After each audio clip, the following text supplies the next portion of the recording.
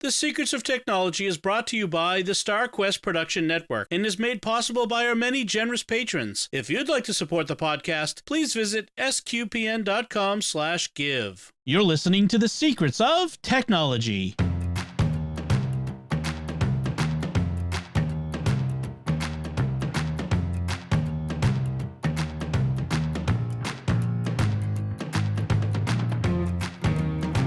Hi, I'm Dom Bettinelli, and you're listening to The Secrets of Technology, where we discuss the technology news that's important to you from a uniquely Catholic point of view. And joining me today on the panel are Thomas Sanjurjo. Hey, Thomas. Hey, Dom. It's good to be here. And Jack Bazruzzini. Hey, Jack. Hey, Dom. Folks, I want to tell you about another show on the network you are sure to enjoy called The Catholics of Oz. You can find it wherever fine podcasts are found or at sqpn.com/Oz. That's O-Z.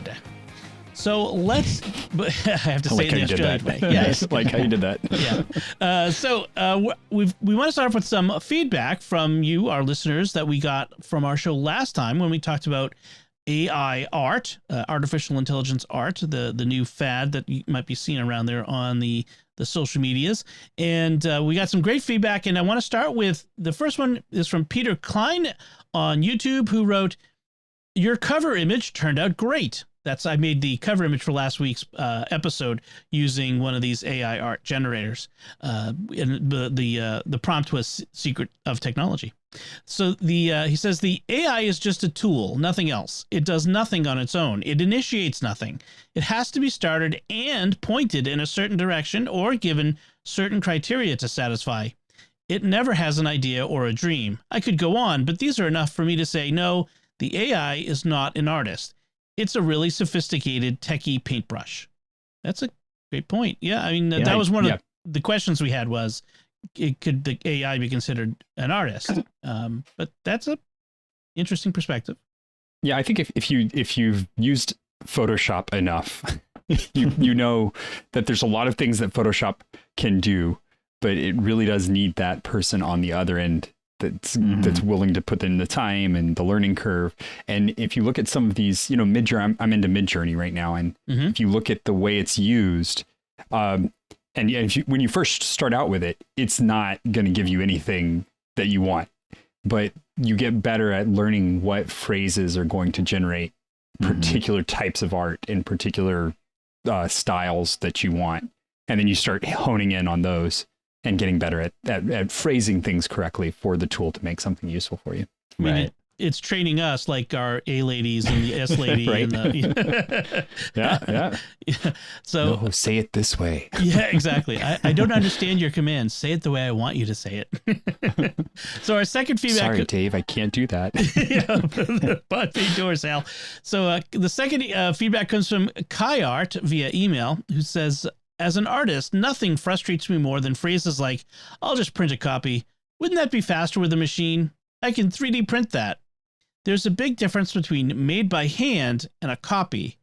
How many people travel great distances for a copy?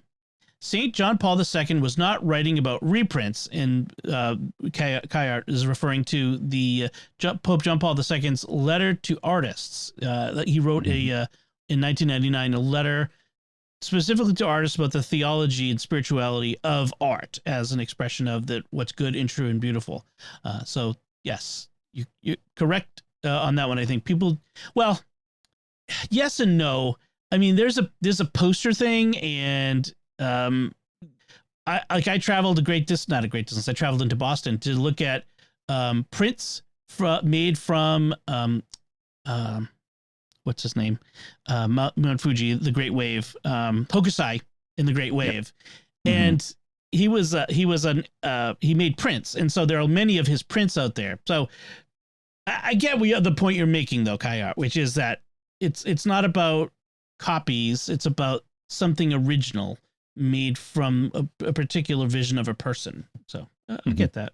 And then the last email comes from Dawn, who sent an email and says, "My name is Dawn, and I've been working in the digital art field for many decades and found this discussion particularly interesting. I don't think program-generated art will ever surpass real human-created art, as a soul and keen sense of our God Almighty is a prerequisite for creating true and meaningful art."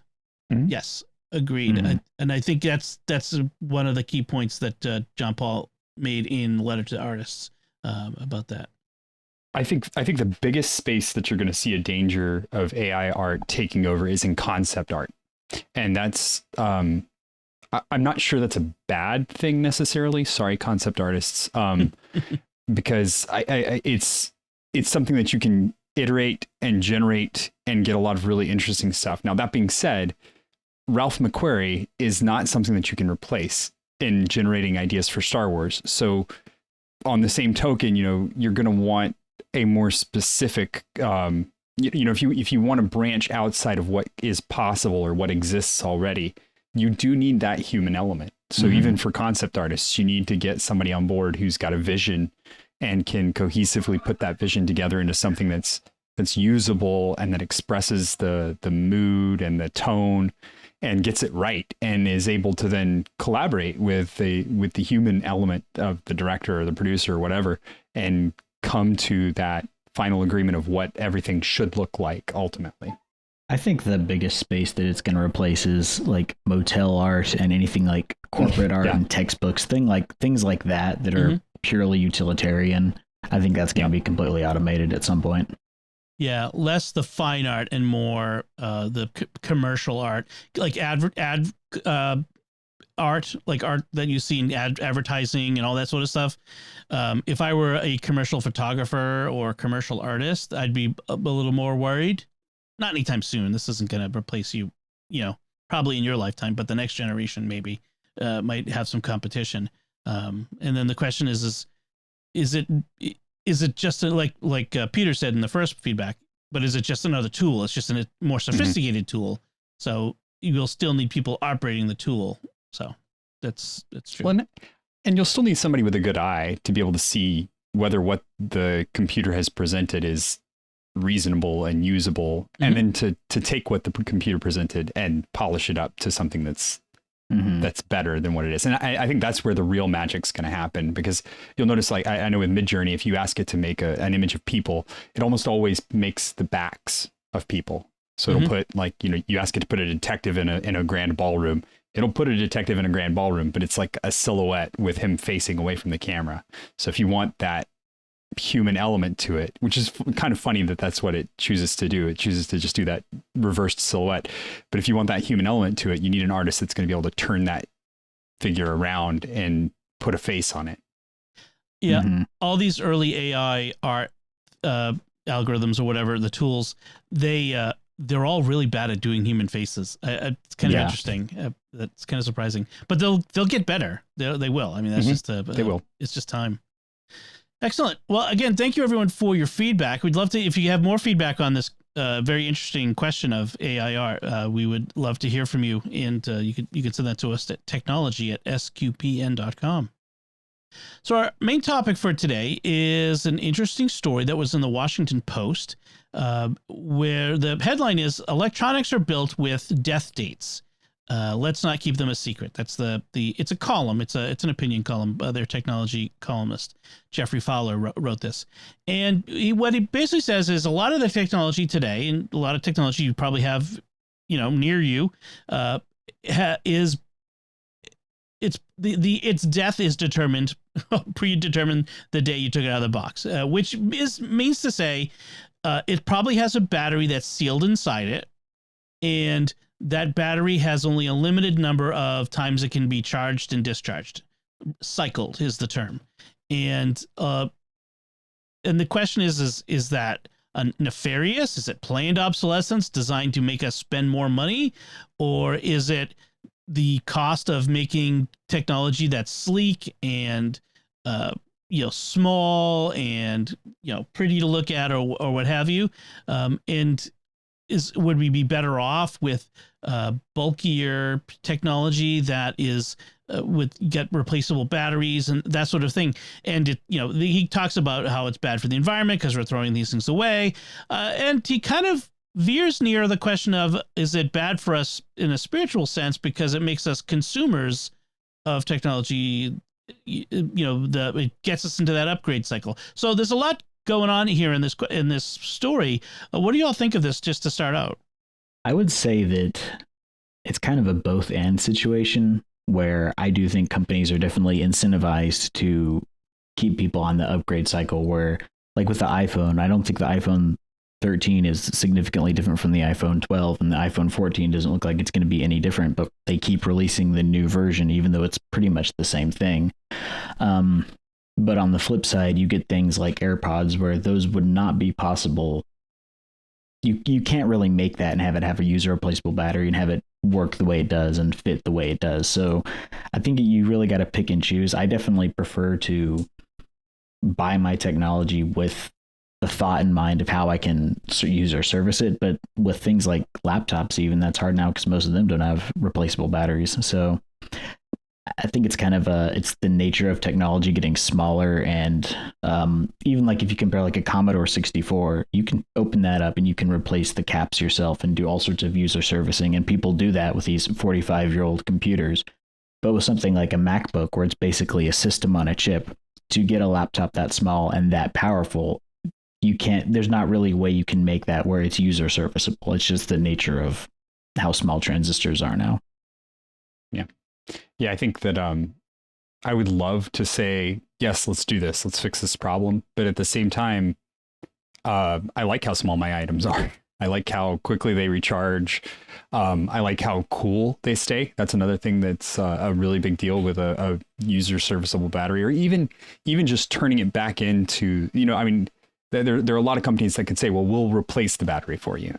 But even that, you're going to cause damage because of the way it's built in the factory. Everything is to such tight specification that taking it apart and removing a piece and then placing another piece back in is just going to cause a massive amount of damage to the system. And they can't promise that they're going to be able to hand it back to you in the same condition that they got it in. Mm-hmm.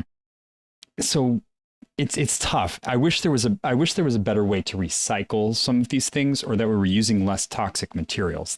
Those two things, I think, would make me much happier about turning the technology over and saying, okay, well, we're going to recycle whatever's there, and then, move on to and give you a new piece of tech that's also going to be recycled when its life cycle's ended. Apple's made a big deal about its recycling robots. Like it has these facilities where, iPhones come in and it takes it apart, and it's, it takes the screws and puts them all over here and all the bits and pieces. That's not 100% solution. There's always going to be some waste, some bit that can't be reused. I mean, that's just a fact. I'm pretty sure the glass can't be reused. On the other hand, one of the things that Fowler says in his article, he talks about, like, hey, look, it is possible to do this with user replaceable. Like GoPro cameras have user removable batteries and they're waterproof. Samsung's Galaxy Buds, which are their version of their AirPods, they have batteries that are comparatively easy to pop in and out. He says comparatively, which, yes, well, compared to AirPods, anything is easier. He references the Framework laptop, which has a bunch of modular upgradable parts. But I'm like, yeah, but all of those devices, maybe not the GoPro per se, but all the other ones make huge compromises to do that. And do we want to make those compromises? Like the Framework laptop, yeah, it's got modular upgradable, but it's bulky and it doesn't have the same battery life or the same amount of processing power as a MacBook does. I mean, if you ever open up a MacBook, like especially like a MacBook Air, there's a tiny, like smaller than your iPhone motherboard. Like it's maybe not that small, but maybe smaller than a Magic Trackpad. That's the motherboard, and then the rest is battery. And one of the things Apple said early on when it stopped putting user replaceable batteries in was all of that hardware that allows you to swap it in and out is a lot of bulk, and you lose a lot of battery power by adding in all that bulk. So we just throw the battery in there and fill the space with battery. And I mean, I've done it on previous computers of mine. I've replaced batteries when they went bad. I've replaced broken screens. It is not for the faint of heart necessarily. So It's not impossible to do that in a lot of these things, but I do feel bad, like having to throw out AirPods that are only a couple years old. Like my wife's Apple Watch it's 5 years old. So we've had it for a while, but the battery is dying by the end of the day, and there's no way to replace the battery in an Apple Watch. You know, when the new Apple Watches come out, I'm probably going to be buying a new one for her, you know. And it's not just the high-tech stuff, low-tech stuff. Like I have a Philips Sonicare toothbrush that I got 4 years ago that's starting to go. I noticed it's not actually, you know, running like it was before. And I looked it up on Amazon. I bought one 4 years ago, and 4 years before that, and 4 years before that. And it's like, oh, I guess they last 4 years then. So that's what they're designed for. Well, and I think that's the thing, is that these companies know what the life cycle is too. And the article, the more you dig into this, the real point of the article is for this information to be given to us. And I think that's a really good and significant idea, that companies need to start notifying their customers and their consumers of the products what that life expectancy is. Because, you know, I'm a person who'll drive a car into the ground, right? I will continue going well past the time that car probably should be driven anymore. And in some cases, it's lost me money. There's been at least two of the cars that I have owned, I have lost money on that because I kept driving them past the point where the repairs were more expensive than it would have been to just buy a new car. And part of that was obstinance. Part of it was a desire to reduce waste and to you know, use something that I already have that's still effective. But it ended up being more wasteful because I didn't know where that break-even point was. And sometimes you can find that out, sometimes you can't. It just depends on, you know, kind of where you are in the life cycle of that vehicle. But you can't know that with technology. And it can be frustrating when you've got something that you're like, okay, I just spent this much money on it and I'm budgeting for the next 6 years of owning this thing. I'm going to save up to buy the next one. And after 4 years, it dies. And now you're out that ability to buy the next thing because you were planning on having 2 more years to be able to save up for that piece of tech. And you can't. So it would be nice to have that, especially if the companies do have this information as readily available as they do. And they do. They know exactly what the charge cycle on these batteries is. And then that way you can make an informed decision as a consumer and say, okay, I'm going to save up for 4 years. If it lasts longer than that, I'll save a little more and get maybe a slightly better one the next time that I go in to buy it. I think one thing though is you kind of see the people who care about charge cycles and getting the most out of their devices and using them as economically as possible are also the people who will go on iFixit and look up how to replace the battery in their MacBook and look up how to use or service their stuff.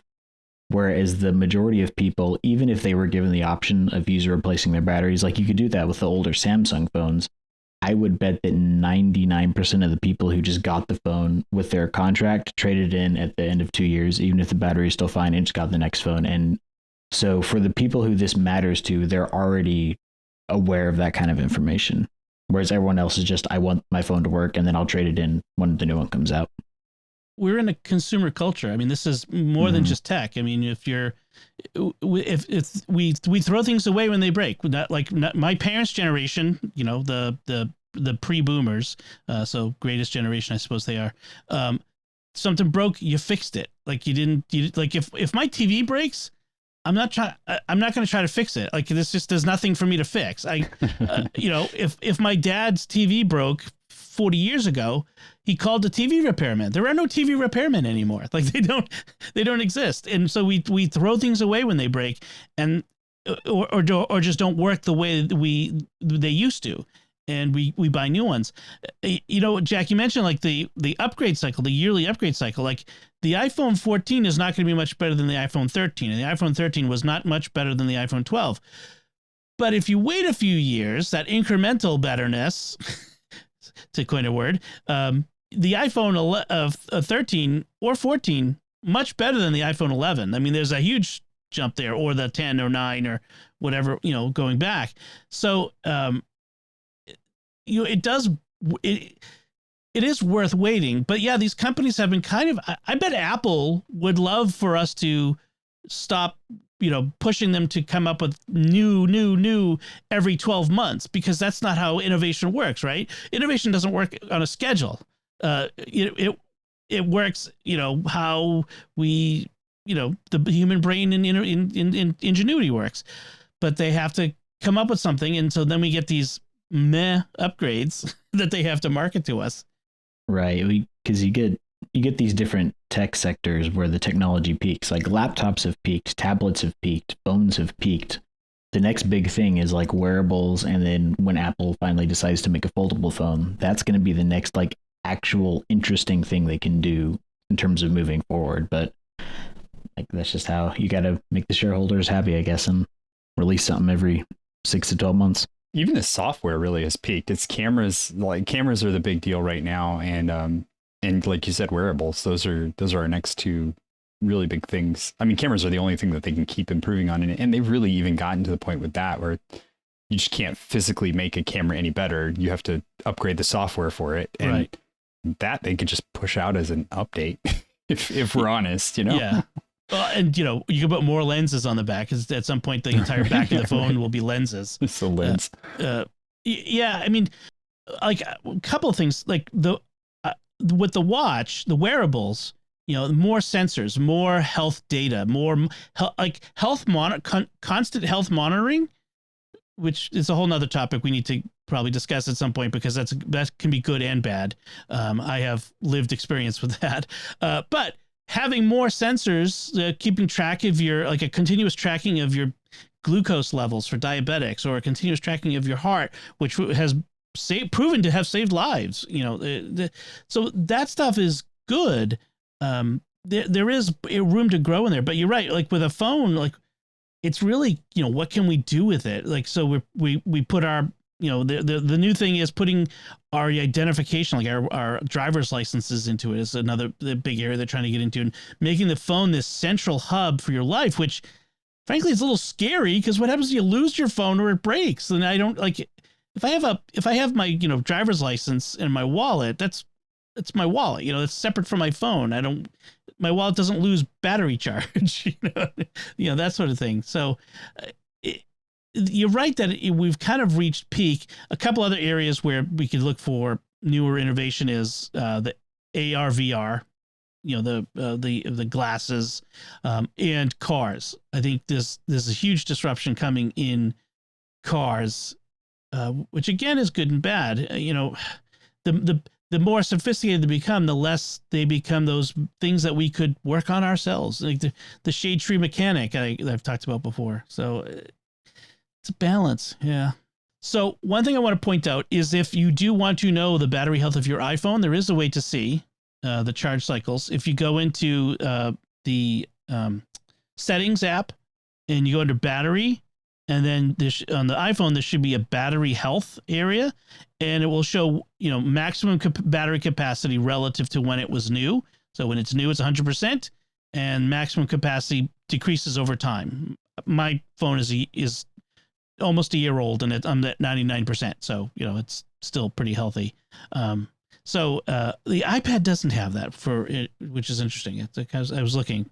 I think I have my MacBook over here, but I'm not going to go get it. But I think you can also see charge cycles there as well. You can. Okay, probably in the under the Apple menus about this Mac System Profiler. There'll be a battery subsetting in there, and it will tell you. But to the point in the article, this stuff isn't up front, and it's not there when you're looking to buy and that sort of stuff. And I could go for that. One thing that was fun about the article, Jack, that I thought of you is he mentions Casey Neistat, the YouTuber who back in 2003 with his brother did a viral ad of them, viral video of them spray painting on iPod ads around New York City. The iPod battery is not user replaceable after 18 and dies after 18 months or something along those lines. And it's like, because the article kind of goes into the whole iPads are not, you were early devices that could not be fixed. And I'm like, oh, Jack would say that's not true, right, Jack? That is absolutely not true. You can see right here, you got your little clip, you just pop it out. There you go.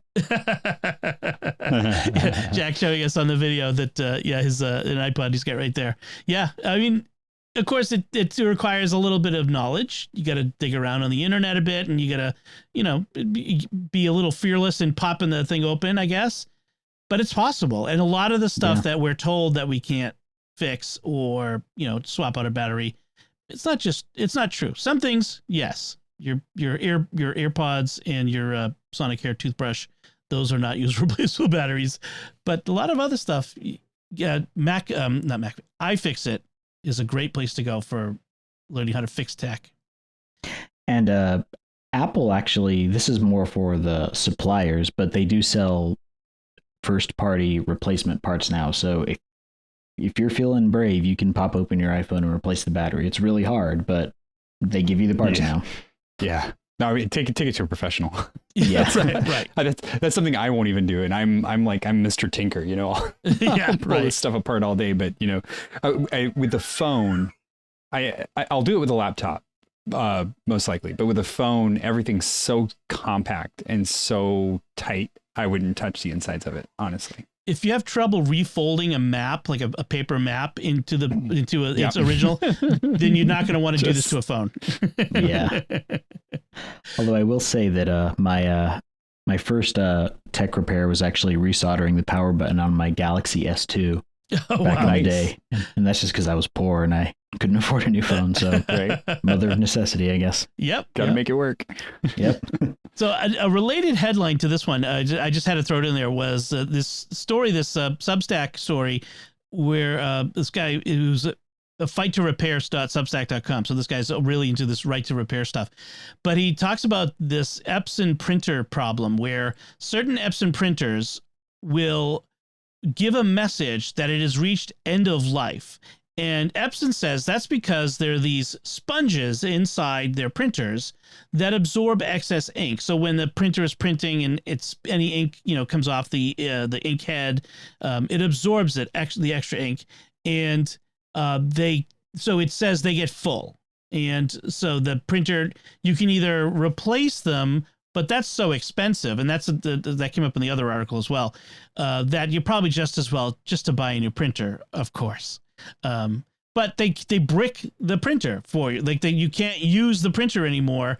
And then they, as this guy's dug into it, it's like there are lots of YouTube videos of people taking these apart, replacing the sponges, and the printer prints just fine again. There's no reason they couldn't allow people to do this. It's an artificial limitation. Is it illegal? Probably not. It might be deceptive. He talks to several different legal experts, and some say one says it's illegal outright. Others say it's probably not illegal, but they might be in the gray area about telling people this stuff up front. So yeah, it's definitely immoral, I feel like. Yes. Yeah. Well, but it's one of those things where they're going to sit down and crunch the numbers, and the lawyers are going to sit down and crunch the numbers, and a class action lawsuit is not going to amount to enough to be, I mean, as an end user, you're going to get 2 cents, that's what the class action lawsuit's going to amount to. So it's really not, it's not going to be a big win. It's not going to really even smack the printer company on the wrist, because that's how they make money. That's how they sell. You think ink's expensive. Well, ink is expensive because they sell the printers for, pennies on the dollar that it takes to make them. Right. Yeah. And they all do it. I don't know if you guys talked about this on a previous episode or anything, but it reminds me of that story that came out recently about BMW artificially bricking their functions of the car. That just makes me so angry. If you're selling me a piece of hardware, I should be able to use it. Like, stuff like that's just ridiculous. Talk about the subscription service to the car, to the seat heaters. $18 a month for a seat heater. Yeah. Yeah. That we had a good discussion on that, and it's maddening a little bit. Like I have an HP printer. They all do it, right? Like I was saying, and I have an HP printer that does a ink subscription. So you don't buy separate cartridges. You subscribe to a service, and they automatically send you ink as you need it, and you just pay a low monthly fee. Like I don't print that much, and I'm like, I'd rather just buy the cartridge. I'm getting close to saying, I'm gonna get rid of this printer because there's no way to do it otherwise. Like it has to be on the subscription. That's the thing. But I'm so close to saying I'd rather buy a printer that I can put cartridges in that I've purchased, because I print so little on this that I'm paying even more for ink than I normally would for overpriced ink in the first place. So yeah, it's so convenient. It's convenient for you. Yes, it's just so convenient. It's been this arms race between the printer manufacturers and the consumer. Like, expensive ink cartridges, I'll buy third-party ink cartridges. Oh, we'll put a special chip that only comes on our ink cartridges that the printer has to recognize. Okay, I'll refill the cartridges.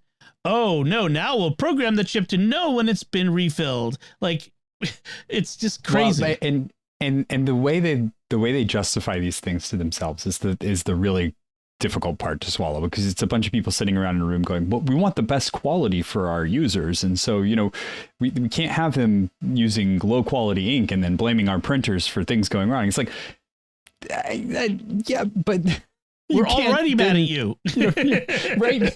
We already hate you guys. It's not like we're gonna get any worse by saying, right, oh, I put the third party ink in and it was awful. Right. I don't know. So this has resulted in me just eliminating paper from my life as much as possible. I don't even own a printer. I know. Well, my kids, if I could, school scouts printing off. I do all my crossword puzzles on my iPad, but my wife still insists on doing it on paper. That's just one area where I still have to print things anyway.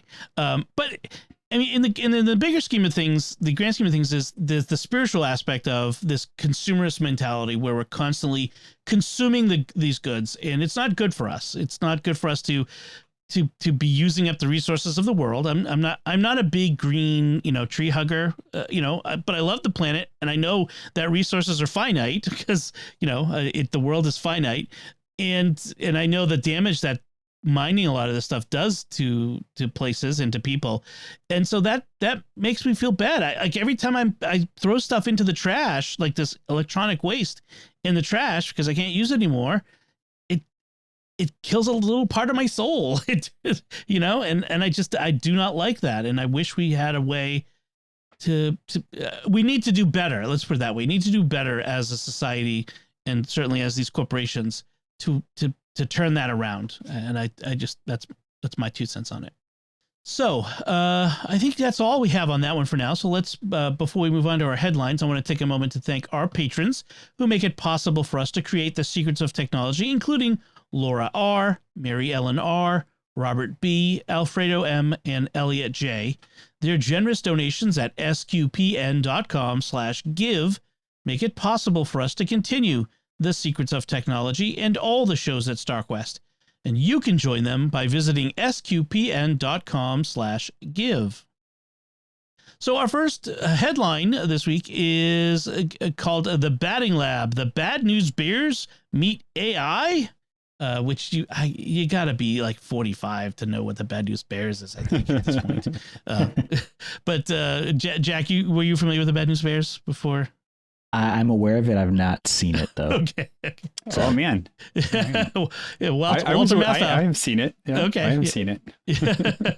I get the reference. Yeah.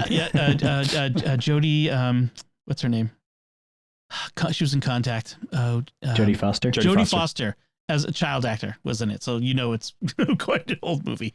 Anyway, distractions aside, the article talks about the company SAS, which is a big data company, big, business consulting, data computing company, has this new thing called the Batting Lab, where it's an initiative that they're using to kind of bring STEM to kids, and it's really designed. It reaches out to little league ball players like softball and baseball players, and brings them in and shows kids like 9 to 12 year olds, I think they said.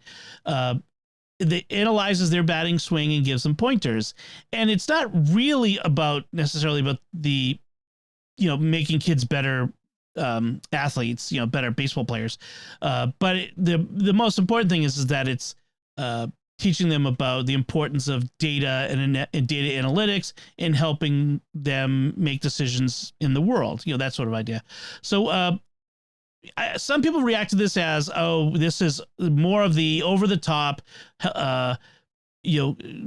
people too into kids sports stuff. My coach gave us a roll of quarters and sent us to the batting cages, and that was good enough for me. Using computers to analyze kids' batting swings is overly obsessive. Other people says, no, it's really about education. What do you guys think of this? Again, it's a tool. I think it could probably go either way. I could imagine some very over-the-top Little League coaches who would analyze this the way the coaches like watch I'm kind of thinking of, them watching the old like reels of the football games back in the day, that kind of thing.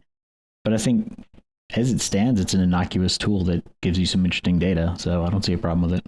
See, had you given me something like this as a kid, I might have been much more interested in baseball.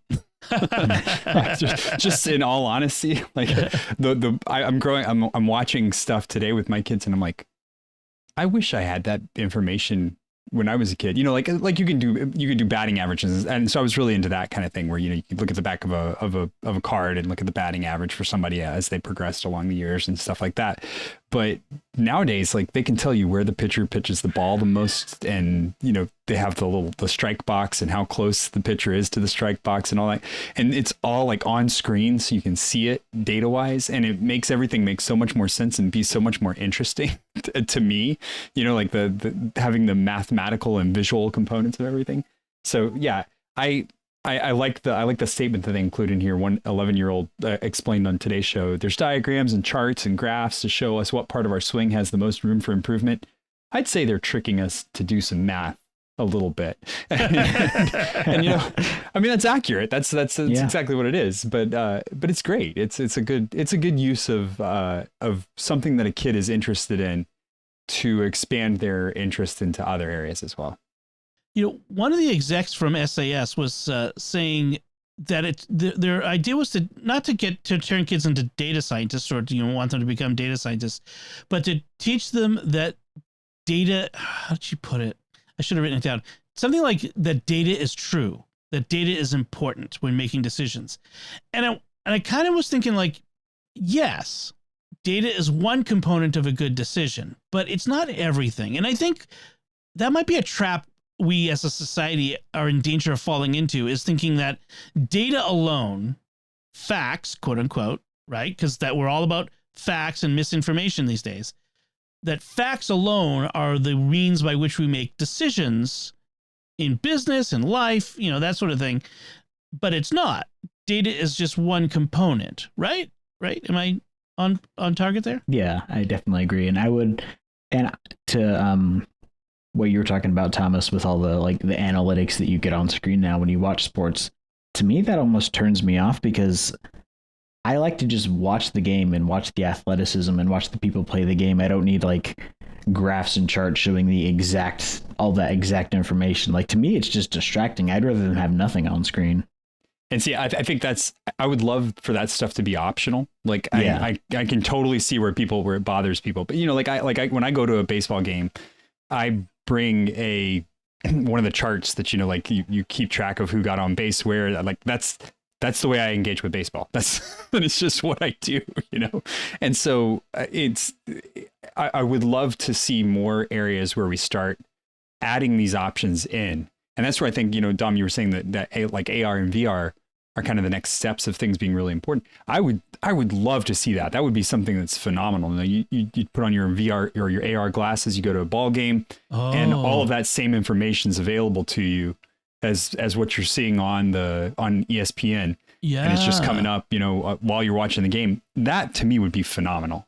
And I know that would annoy the heck out of a lot of people, but for me, it's cool to have the option though. Yeah. Yeah, exactly. Well, that's one of the things I was thinking about with Apple's Apple TV Plus baseball broadcast. It's got the rights to some Friday Night Baseball, which I don't feel like they've taken advantage of, because they could be using that to do all kinds of interesting stuff like this and making it optionally available, using the technology for the people who want to see all of the nitty-gritty analysis and details, make it available. For the people who don't care, then just leave it off. It doesn't, they don't have to see it.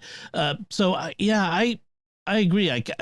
Baseball, it's interesting they chose baseball for this, because baseball is a sport that really is a data nerd sort of sport. Like the kid says, they're making us do math.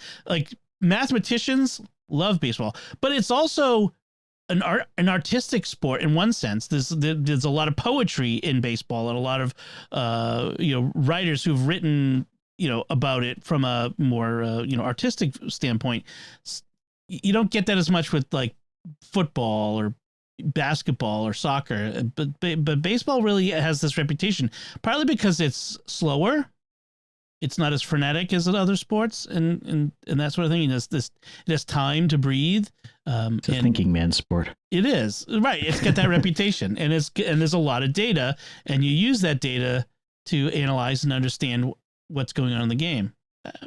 I get that, yeah.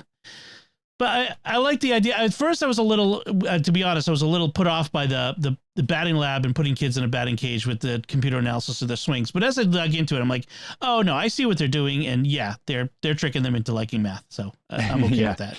Hey, that's what you do, man. You take something the kids like, and you go, hey, did you know that there's this thing? Oh yeah, my son has just started a programming with Minecraft class. Oh, nice.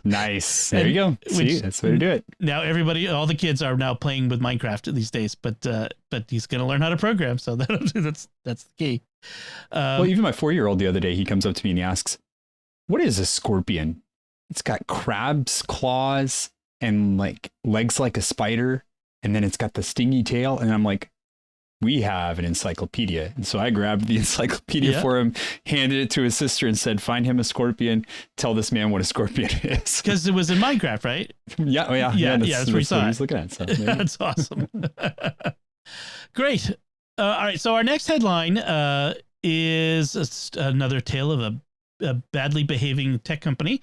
Uber this time. Not one of the social media ones, but Uber. This is the old Uber, not the new Uber. The old Uber under its previous CEO, Travis Kalanick. So they apparently had a kill switch on their network that they used to whenever government regulators in a jurisdiction, usually overseas, would show up at their offices, they would implement the kill switch in which it disconnected all of the local computers from the company network, and then and even I think shut off certain laptops, like totally. I don't know if it bricked them, but it shut them down so they couldn't be operated. And all of this comes out of a trove of emails and documents that a former employee made public to show what was going on in the company back in the Travis Kalanick era of Uber, when there was this big battle where they were disrupting the taxi industry, which was heavily regulated in most countries, and they were coming in and upending all of that, which, their opinions differ on whether that was a good thing or a bad thing. But what do you think about this idea of a network kill switch? Is that seem like it should maybe be a standard operating procedure that you should have deploy a switch to shut things down so that they have to ask for the things that they have those search warrant for? What do you think of this story? I mean, I agree with that on principle, just because I don't trust authorities to get things right all the time. But it also does kind of feel like if you're thinking that much about it, then you are worried that you're kind of skirting the law to begin with. So it's kind of like it's a good idea, but it's also what criminals tend to do at the same time. So I see it from both sides. Okay, now hold on, because I have a kill switch on my personal computer at home, but it's more of like a project. Like I have one of these nifty keyboards that has USB jacks underneath and in the back of it, and I keep a USB drive in one of them that runs when the computer loads. It runs a command that the computer recognizes and then says, okay, well you can load. So if I just pull that thing out, my computer's not loading up. And I've contemplated even going so far as to make it so that it like actually runs a format command to just kill the drive. But then I'm too afraid of like pulling the USB drive out by accident. And, there goes my computer. Yeah. But it was one of those things that I was like, that would be an interesting thing to try and make, to just try and to make happen. Now, seeing that a company does it with all of their devices, that's a little bit different. That's like you've put a lot of thought into this, knowing that things are going to happen. But if you dig into this document enough, you realize that kind of what they were going for was they were upending the taxi industry. And part of what they were worried about is that they were going to have someone come in, review what was going on, and then try and figure out how they were disrupting the taxi industry, and to take the information that they gathered to say, well, they're doing it in a very targeted way. And it's just that it's kind of business as usual, that's what they were doing, is that they were trying to figure out the best routes and the most often gathered times. And they were a little concerned about that information being gathered and then handed back off to other companies. Yeah. Yeah. So it was more of a corporate espionage defense than it was necessarily like an avoid the authorities defense. It just so happened to be triggered off of an authority search. It feels like this is it's a good thing done by bad people situation, right? Yeah. Where a different company, different people, I'd be like, yeah, sure, this is the normal thing. You have a system where you might have, you might be in a country where corruption in government is a little more common, and there's a little more passage of money and information between powerful taxi lobbyists or something and a government regulator, and so you want to protect your company. I kind of get that. They have a manual called the Dawn Raid Manual, which seems a little overly dramatic, but they point out several times throughout the article that none of the executives, the company itself, have never been accused or indicted or of violating any laws, that none of this is illegal or just in violation of even regulations, that they always handed over information when asked with a valid search warrant or the equivalent of such in whatever legal jurisdiction they were in. It's just, we want to do this in a ordered way, which frankly, I'm okay. Like the idea of legal authorities bashing down a door, taking you by surprise, and taking all your things when it should be. I get you're trying to prevent people from deleting information, but there's also an element of we're bullying people into accepting this. And if you're small enough, you just take it. But if you're big enough, like a big company, you can defend yourself against it. And so I'm kind of on Uber's side on this one, frankly. The article makes it seem like Uber's the bad guy, but in this case, I kind of feel like I'm on Uber's side. Yeah, and when you talk about a situation like that too, all they have to do is stand over someone's chair. 3 agents standing behind Jane's chair as she's sitting there at her with her computer open, and they say, well, your computer's already open. Could you just pull up this document for us? It's not really a big deal. We just need to see this piece of information. What's she supposed to do? Right. 3 agents standing there, breathing down your neck, asking you to open a document, and you're supposed to say no as the employee. It's much easier to have the company just shut everything down and say, no, I cannot access the document because everything's off. Because I physically can't. Yeah, because they might say to her, look, if you don't give us the document, we might have to take you in for more questioning, because it sounds like, and what's this poor employee supposed to do? Okay, here. So, yeah. That is a good point. It does it takes the onus off the individual employees and just, it bumps it all the way to the top. So if you need the information, you got to go to the people who are really in charge of it. Right. Mm-hmm. Got to talk to the lawyers. That's what they're paid for. So our last headline is actually I didn't realize I chose 2 right in a row that were so dystopian. Robo-taxis. They're related. So GM's got this cruise autonomous vehicle that it's part of a taxi service, like you mentioned, a robo-taxi service that they've developed, and so it doesn't have a driver. And there's been these reports that they've been getting into accidents. Like within the first 30 days, there was a number of accidents involving these cars. Like one they start off talking about is just like it was making an unprotected left turn, detected a vehicle stopped in front of it and stopped in the middle of the intersection. They got smashed by another car driven by a human being. And it was probably that the other car, the human driver was driving too fast and that sort of thing. But still, it's a part of an interesting pattern. And it's part of this bigger concern of are we ready for autonomous vehicles driving around on our streets? What do we, what's our society gonna need to think about with this? Is it precipitous? Are we moving too fast? What do you guys think of this? I think that this story, without a similar data set with a similarly sized taxi company over the same time period, looking at what kind of wrecks they got into, without something to compare it to, this really doesn't mean much, to be honest. Like, I feel like unless you can compare it against that same kind of thing with people, then I know it could be better, it could be worse. Right.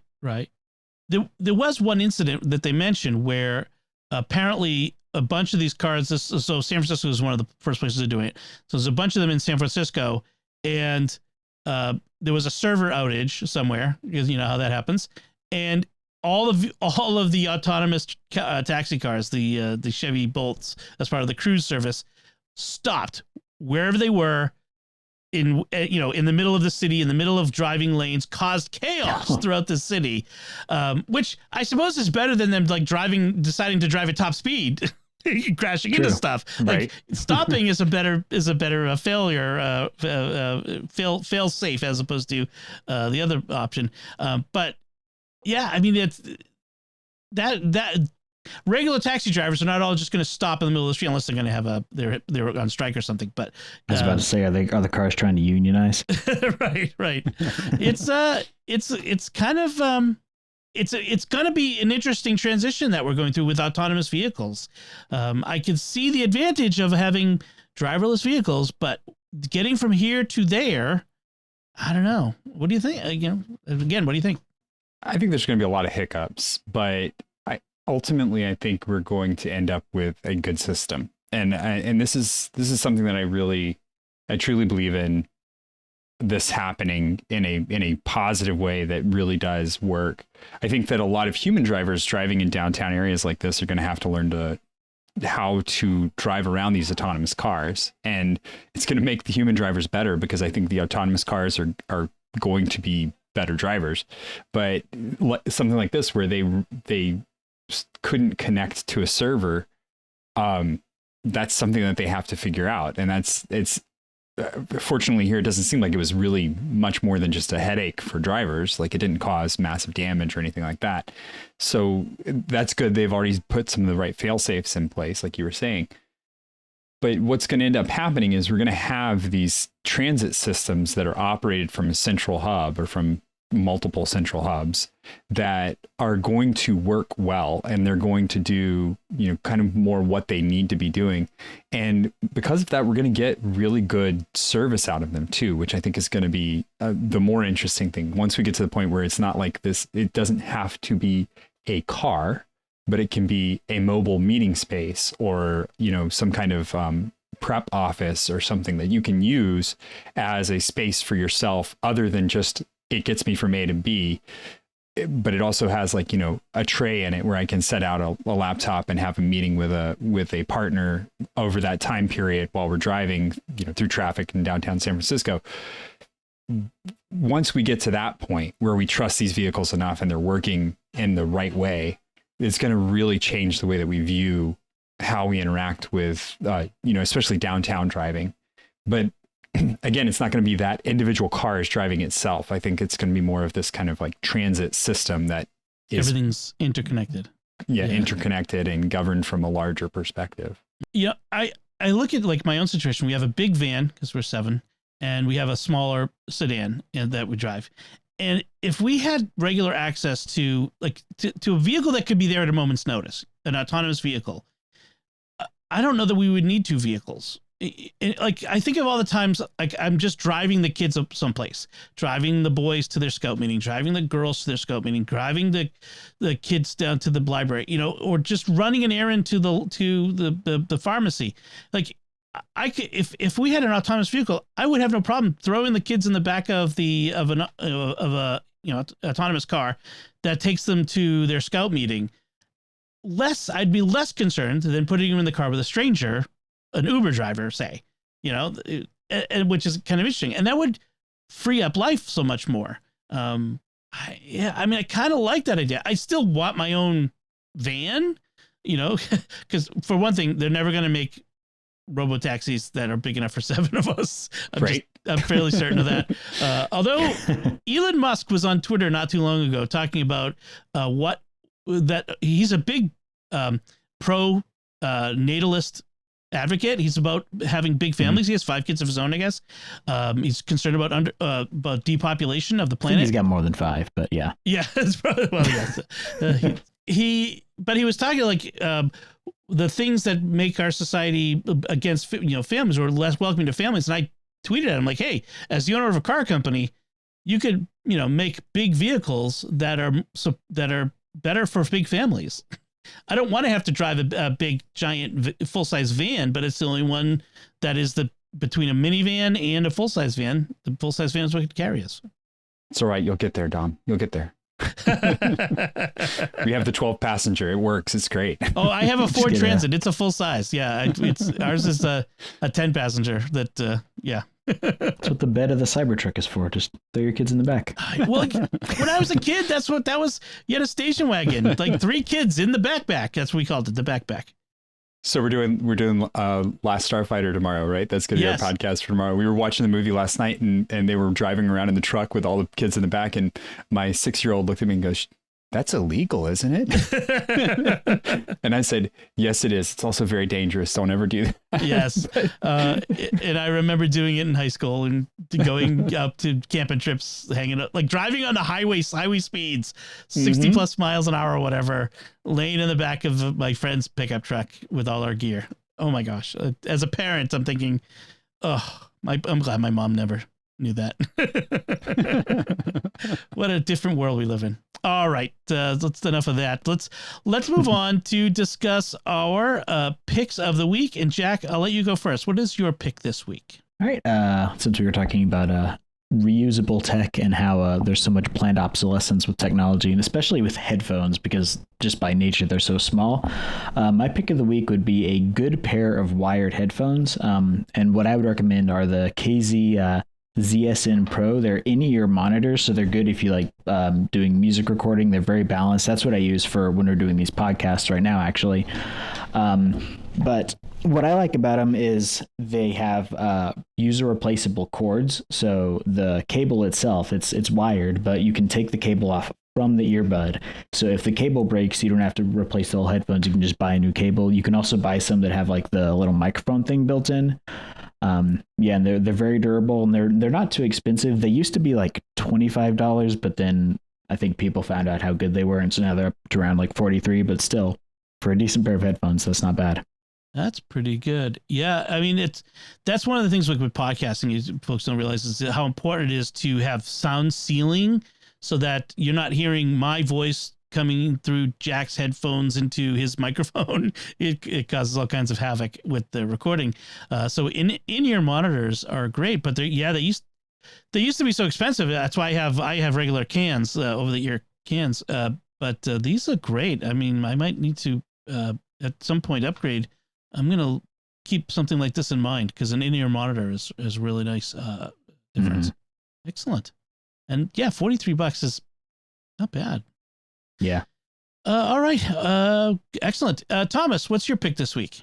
So my pick this week, I have done a family monitoring service for tech before, but this one is one that now that my kids are getting older and they have their own laptops, they ended up opting for going with Windows laptops.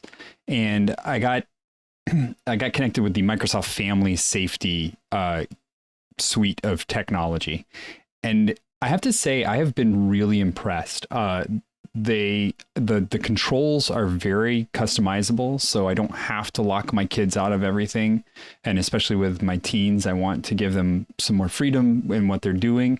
But there's also a lot of monitoring on it on the back end. And I've been able to have some conversations with my 13-year-old about the number of hours he's spending per day playing video games. It gives me a very detailed readout of all of that information. And so, I've been able to, sit down with him and say, all right, so your mom wants you to be reading as much as or more than you're playing on the computer. I don't know how that works if you're sleeping for 10 hours and playing for 12. So you gotta figure something out here. But it's been really good for that. And then it also links to their Xbox account.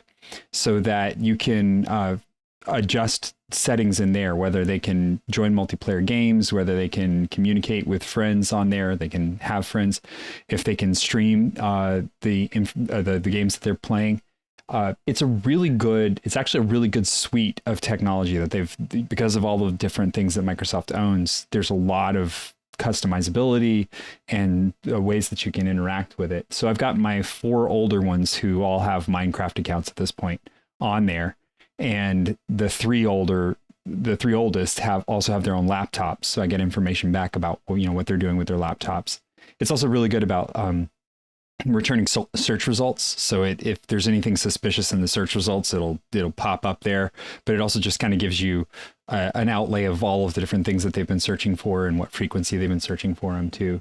So it's really good to just have the information to be able to have conversations with your kids rather than having to immediately lock them out of everything or shut everything down on them. So you can install it on Windows, Xbox, and Android. So you can monitor their devices on any of those. There's a free version that gives you most of the benefits, which is nice. Yeah. I really haven't run up against anything that I wanted that I felt like I needed to pay for yet. So yeah, it looks like good. Most of the paid stuff, what it gives you is they have a driver safety aspect to it. So I think with their phone, it keeps track of their driving. And there's extra location awareness stuff, location alerts, but it also gives you, for $10 a month, it gives you the Office suite. So you get all the Office apps, which that's pretty good. And it's really not a bad deal. Yeah. Yeah. I mean, cause you might pay that, already. I guess it comes with the Microsoft 365 family. So if you already subscribe to Microsoft 365 family, which you might, as a homeschooling family, for instance, we do, but we're all Mac here anyway. But then you might already have all of these benefits. So definitely check it out. And you can put the monitoring software on Windows, Android, and Mac or iOS. I don't know whether it's mobile app or not, but that's pretty good. So you can put it on whatever device you have. I like it. I want these companies to get better and better at this, helping parents. Apple's stuff is okay. I've run into its frustrations and holes at times. One of my kids discovered that you can do a Google search in Google Docs to get around the limitations on using the browser. Yes. Nice. And there's no way to block it. So we had to have a nice conversation, which is what you have to do anyway. You have to. Yeah. This is not a substitute for talking to your kids. Well, and I will say though, if you are someone who does want a little more control and you want a little more granularity in what you want them to be able to do, you can shut things down. So you can say, you can whitelist or blacklist websites, apps. You can go through and give them hard limits on the time that they can be on the computer. So there are actual, stop controls that you can put on it. I opt not to use them because these are my older kids and I want to have the discussion with them rather than, forcing hard limits. But it's been really a good experience all around. And like you said, I have the app on my Android and it warns me every once in a while when I have it set up so that it'll warn me when a kid goes over a certain number of hours of play or being on their computer or whatever. Good. Excellent. Thank you. So my pick this week is an app that is available on Mac and iOS and iPadOS, and it's called Photos Revive. And it does one thing, does it well, which is it colorizes old black and white photos. And I've used it for a number of things that I've used for podcasts. For American Catholic History, we often have old black and white photos that are available to use for episode art, but it's black and white photos are kind of blah, right? If I put it as it doesn't grab the attention, so I throw them into this app and it will colorize them, and it's fantastic. It's kind of amazing how good it is at just guessing what the right colors are for. There's no way of knowing whether that's the color of the shirt that guy was wearing when he sat for the photo, but it looks realistic. It's not some bizarro color, and you can use it just as throw a photo at it and take the photo that it gives you back. But you can also, with the Mac app, as opposed to the iOS and iPad OS, but with the Mac app, you can adjust. You can say, okay, this is a little off from what I'm expecting here. Adjust this, and you can tweak it here and there. So it works really well, and you can also use it right from within the Photos app. So it works as an extension, a Photos app extension. So really neat app. It's $20. So you might say, how often do I need to colorize old black and white photos? Well, if you have a lot of them that, from family scans and, that sort of thing from old family photos, you might want to do that. Although you can avoid spending the $20 if you use SetApp, like I do, which I'm always talking about, which is like Netflix for software, because it's in the SetApp service. And so for your one low cost of your monthly fee to SetApp, all the apps that are in there, you can get access to Photos Revive. So definitely check it out, see if you can. And I've been enjoying it. I mean, I have some old family photos, and it's kind of nice to see them come alive again with this app. Okay, so that does it for us this time. We would love to hear what you think of our discussion. You can let us know by commenting on the show at sqpn.com/technology, or the StarQuest Facebook page at facebook.com/StarQuestMedia, or send an email to technology@sqpn.com. We'd love for you to visit the StarQuest Discord community at sqpn.com/Discord. I don't ever mention it, but we're also on Instagram at StarQuest Network. So we always post stuff there too. So check it out. That might be another way to follow us. And you'll find links from our discussion and picks of the week on our show notes at sqpn.com. It helps us a lot. It really does. You'd be surprised how much it helps. If you read a review in Apple Podcasts or one of the podcast directories, you can give us a nice rating on Spotify, for instance. And if you share the podcast with your friends, that really helps us reach more listeners and to grow this community. I'd like to thank James for his research assistance on this episode. And until next time, Jack Bazruzzini, thank you for joining me and sharing the secrets of technology. Thanks, Tom. And Thomas Sanjurjo, thank you as well. It's been great. And once again, I'm Dom Bettinelli. Thank you for listening to the Secrets of Technology on StarQuest.